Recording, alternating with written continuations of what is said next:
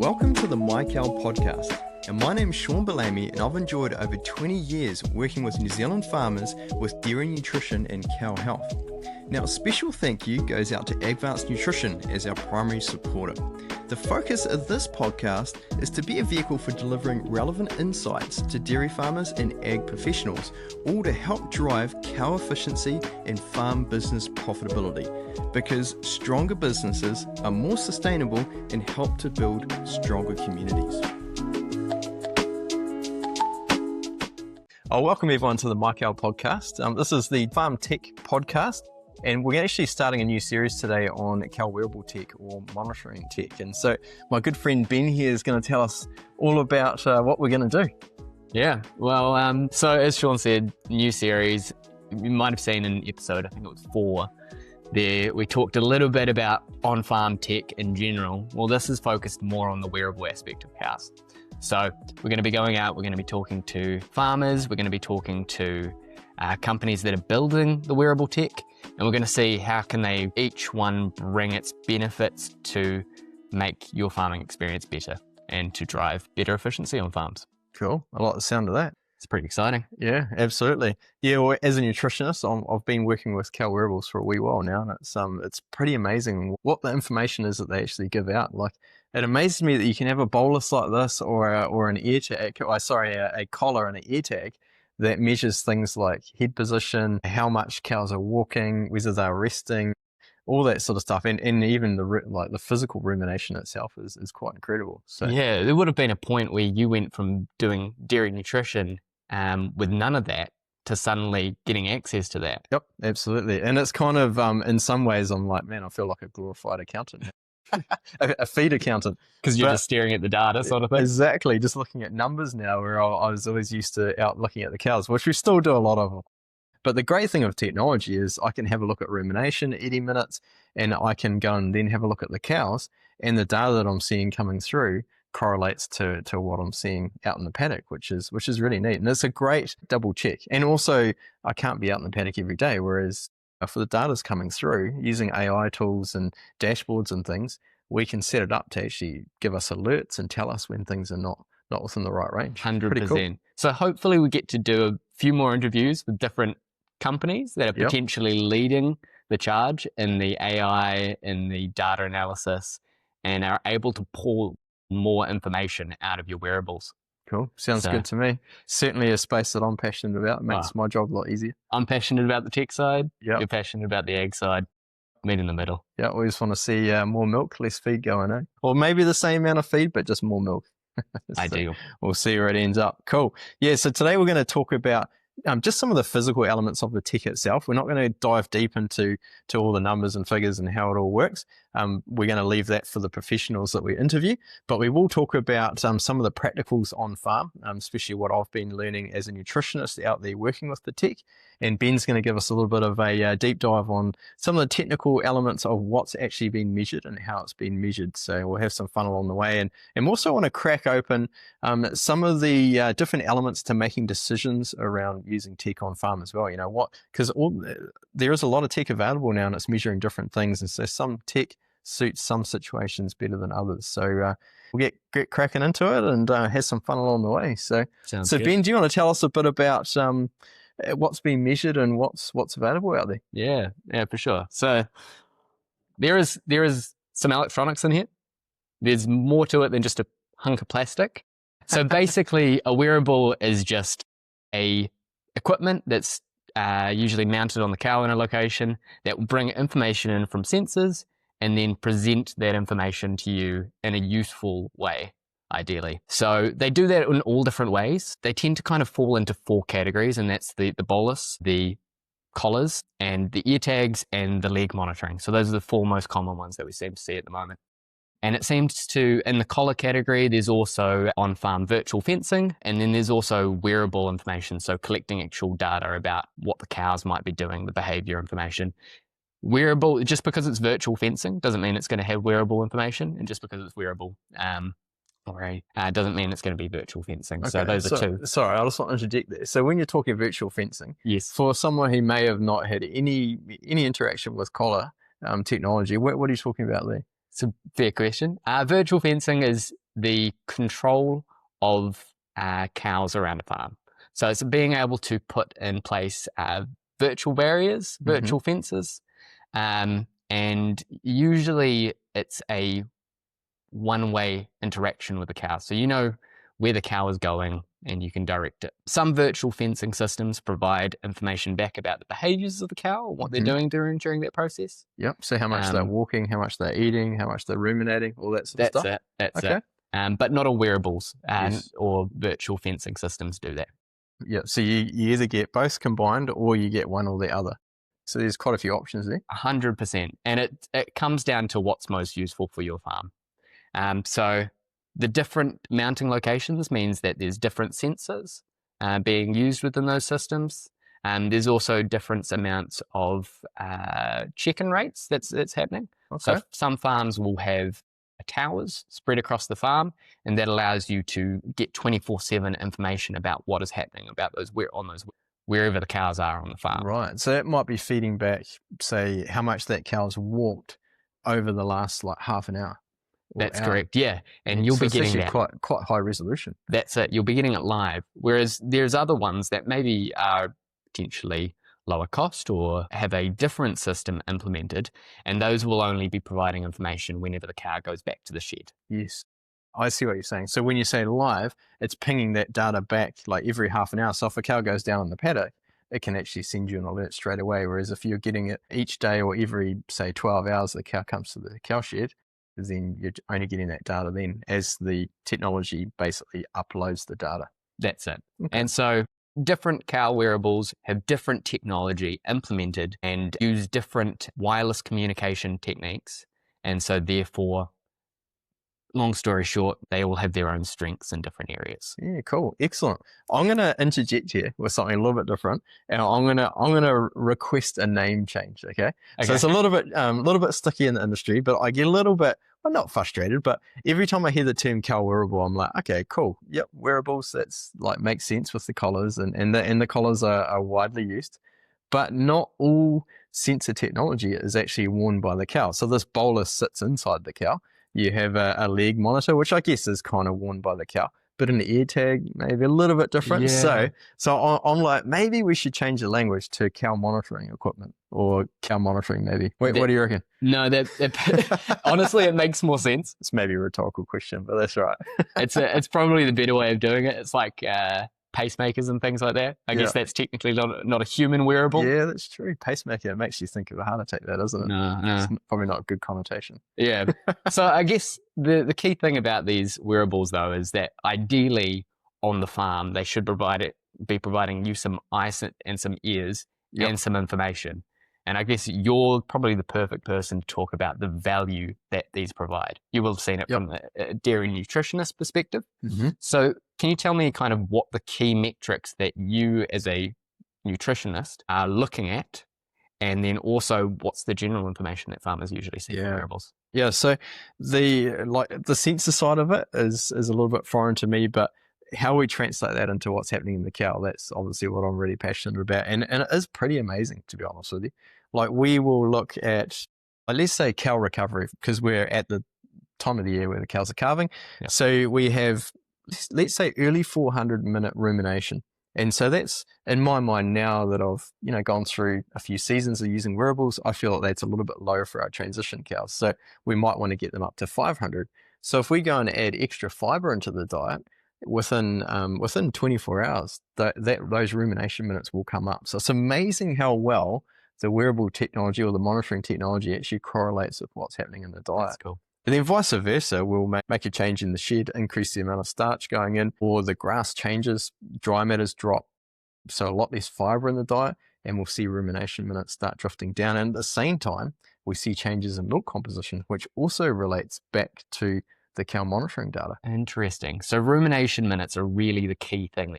It's one of the really key measures, but in saying that, more and more now I'm using eating minutes and activity alongside rumination. It's kind of like having a 2D image. You can see everything, but you don't see it with full depth. And so if you go from 2D to a 3D image, all of a sudden you actually get a much better picture of the same thing that's happening in the cow. And so we may have been able to see rumination and milk data and then also what we're feeding the cow. Yep. But until we had all the other information that came in, so now we're measuring water intake, we're measuring cow temperature, we're measuring eating minutes and activity, all of a sudden we have another whole dimension to basically make a more fully formed decision around what we're doing with feed, and also how well, like, are the cows in a really efficient window in terms of performance? So is Yep. that rumen like absolutely humming? Is it on the right path? Or the cow's slightly outside of the window? So they're not falling over, nothing's going wrong. Yes. They're just not quite running as efficiently as what they could be. And this is Wow. where some of this data is super exciting. So that's super useful for you as a nutritionist then.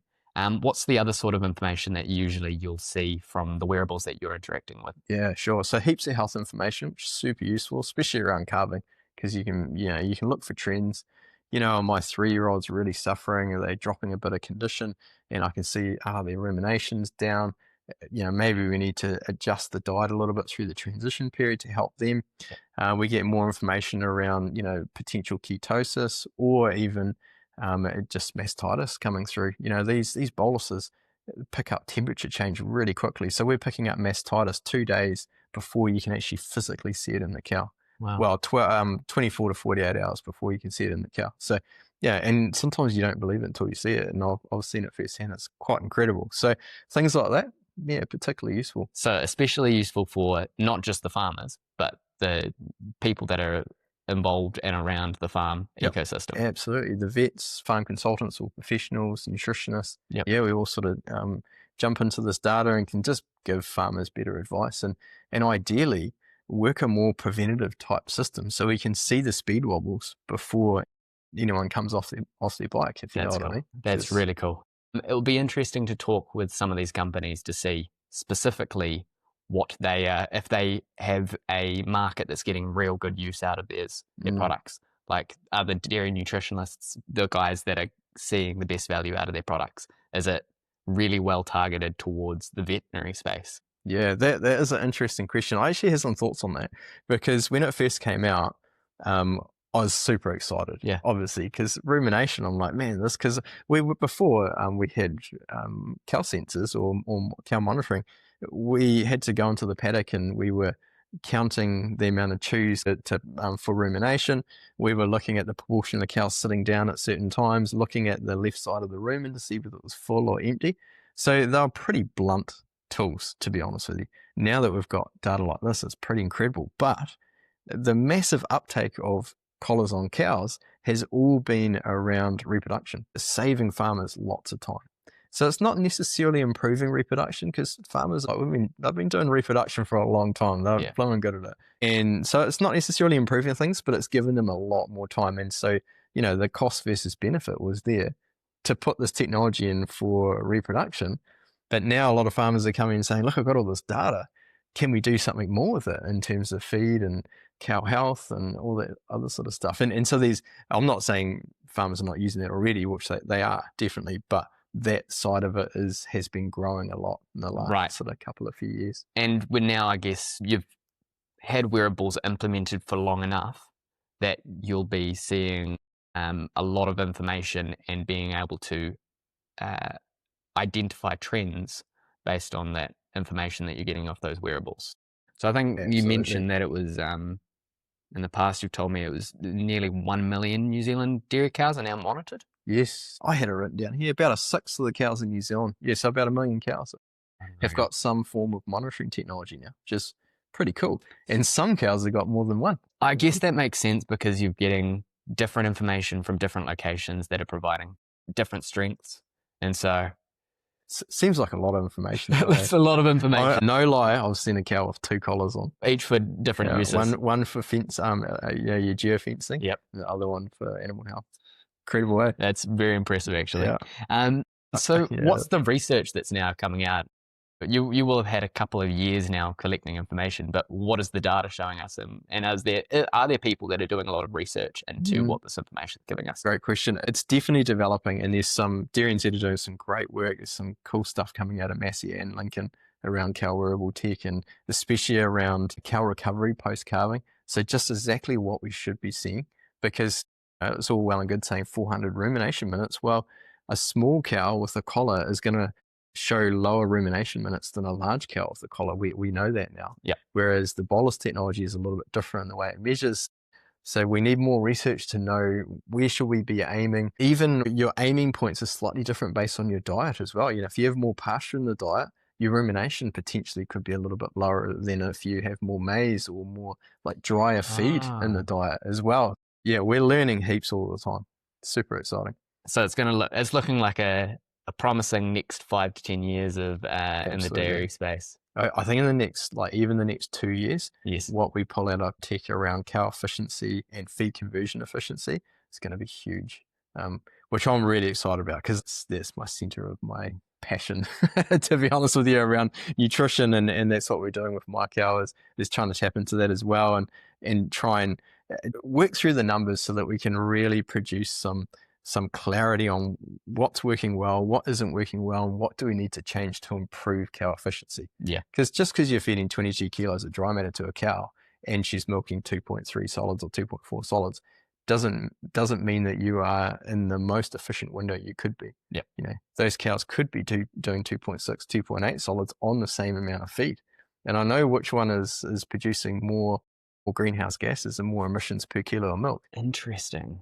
So we're getting into a point of we've got all this wearable technology that's being implemented. There's so many different types of wearable. You've got your boluses that you're talking about that are giving you very good data on rumen or health. And then you've got collars that are giving you probably more information potentially on behaviors that might be happening around the space. How do you know what's right? Yeah, great question. There's quite a few elements to that sort of part of the picture, to be honest with you. The first element I would say is knowing how you like data displayed is really important. Yeah. So some people love graphs. And so I would encourage anyone, because most of the tech, the cow monitoring equipment outside of the geofencing will do your major activity, rumination as the two probably core, rumination being the absolute core, then activity or eating minutes being with it. And then outside of that, they do slightly different things. So the collars are quite good with panting and heat stress. The bolus is actually developing more in that space as well, but the bolus is doing more around water intakes and internal cow temperature. Right. So it's just knowing what you need. But going back to my original point, how it's displayed is really important. So I'd always encourage farmers to do a trial on using the software packages on all the cow monitoring equipment available and see which works best for what you like and what you think you can turn from data into actionable insights on the farm. So if it's really complicated interface and it doesn't really make a lot of sense, well, you're probably not going to pick when the cows are trending up or down based on a change in feed because you're not really understanding particularly well what you're seeing. But if you go to another system that you do understand well, then even though it might be a slightly different technology, cheaper, more expensive, whatever, if you can turn that into changes on farm, then it's going to have more value. So I guess it kind of comes back to what you said on the first episode we did, which was really pointed down to the pain points that you're seeing on farm. 100%. So if you're seeing pain points, you should look for monitoring solutions that provide you good insights into that. Yep, absolutely. That's probably point number one. The next one is how the technology interfaces with other technology you've got on farm. Yep. So your drafting system is massive. So if you choose a technology that interfaces well with your drafting system, honestly, it will change your life. Like if you don't have a good integration, it's really hard work. You're doing a lot of double entry. Yep. And when you got time, that's great, but who has excess time? You want to avoid double entry, good integration, but also picking a system that offloads that data easily as well is super important. That's something I've been learning recently around the flow of data because we suck in a lot of data from different places so that we can analyze it alongside, milk data and farm data and everything, because otherwise, again, you're running around with one hand over your eye. If you're only able to look at rumination, and then you got to jump somewhere else to look at your milk data, then you got to jump somewhere else to look at your farm data. It's like you're doing this the whole time. What you want is one place where it all comes together and then you can see with both eyes. So ideally, I'd always be picking a technology that is happy to share data freely so that other companies or other applications that are really good at pulling data together and creating insights can basically use that data. And I guess it also simplifies it for a farmer if they can set up and manage everything in a couple of locations or a few less locations. It gives them better visibility rather than having to jump between 6 different locations of information. Yep. Absolutely. And unfortunately, it's hard to avoid that at the moment, just because of the nature of where we're at. But that is going to change as time goes on. And with AI and that, we want really great sensor technology that is delivering really accurate data. Then we need really clever, well-qualified people that can match that data with what's happening, bring all that data together and create some really good insights out of that. It's pretty hard for one company to do everything really, really well. Yeah. So, we always produce a better solution with collaboration. So that's probably 100%. one of the big things. It's hard because when you develop tech, you're like, it's the best tech in the world. And some of it is amazing, don't get me wrong. But you take it from being amazing to an industry changer when you collaborate with people that are super skilled in their area. Like, don't ask me about sensor chip technology and where it should sit on the cow. But what's happening with rumination and how that translates into microbial health in the rumen and how those bugs happy and actually doing a good job at releasing nutrients from feed.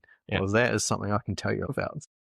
That's really interesting. So I guess that conveys to, if you've got no knowledge at the moment of farm wearables, you've got no wearables implemented on your farm, you've got no automated drafting systems on your farm, how do you know which wearable to start off with? We'll talk to the experts. That's a really good question. The first thing I'd probably do, and this is my opinion, but first thing I'd do is I'd talk to other farmers that do have the level of technology that you want. But I'd try and talk to at least 4 or 5 ones that have different types, so different brands. Everyone that spends a lot of money on technology always thinks it's great. They're always going to tell you the great things, but you'll notice patterns. And depending on what you want to do as well, some of the collar technologies do the drafting systems that sit alongside the collar technology. I'm not such a huge fan. Having a drafting system that works on the EID of the cow rather is a much more robust system, because if you do want to change type of collar, you want to go to a bolus or whatever, at least your drafting system is still locked in. It's still collaborating with that system. Exactly, yeah. Okay. So, EID in the ear is always a lock solid system. So if you don't have any of that technology, I would always go for something that is going to be easier to integrate with lots of different types of technology.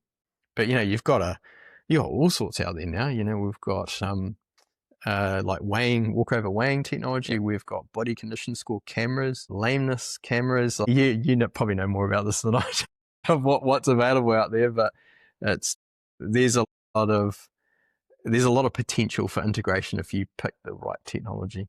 And even just company ethos and culture. Some companies they really want to share data and collaborate and learn together. Other companies less so. So just choosing ones that are easier to work with also. Cool. So making sure you are talking to your neighbors, talking to the guys like you, the nutritionalists, potentially the vets, to see if those are areas or pain points which you're working on, that they have recommendations. But then I guess also going and talking to the reps of the companies to ensure that you are picking a product that can integrate in the future. Absolutely. Yeah.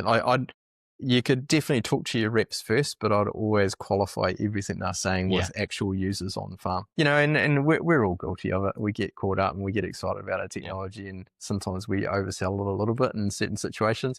And, a square, flat farm is very different to a hilly, farm with lots of gullies and things. Like it's just life, right? And I guess that's the importance of talking to your neighbors, talking to your community.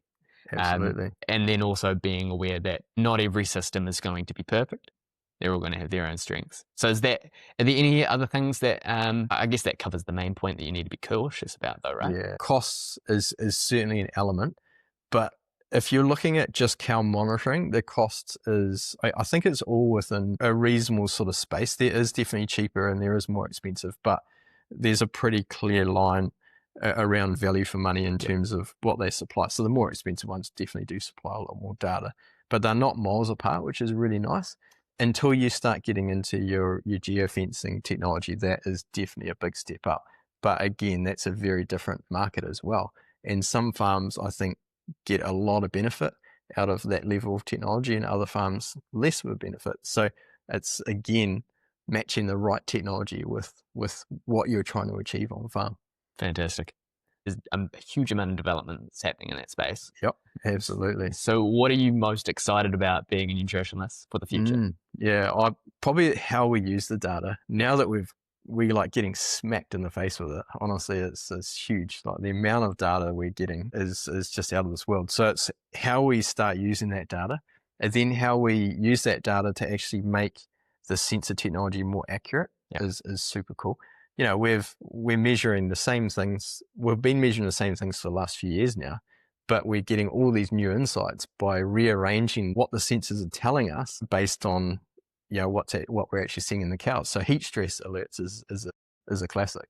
You know, we were measuring walking activity and a position of a cow's head, but basically with neural algorithms and AI and different things, now they can say, oh, that data, or that the combination of different points of data is now telling us that cow is under stress and she's heavy breathing.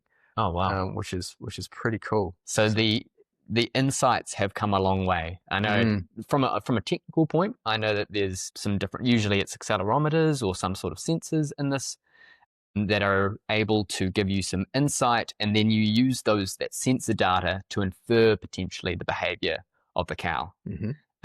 But you need to be able to convert the sensor information and the sensor output and map that almost to the behavior and activity of the cow. And so I guess the more information we get, the easier it is for us to map that information to different activities that the cows are doing. So we'll get more accurate insight. It's pretty exciting, to be honest. It is super cool. Like even walkover weighing is another good example. They tried it about probably 5 to 10 years ago, and it was just too inaccurate with the cows walking over scales because they would rush, and there's not just physical downward force, there's forward and back because cows are going over a platform.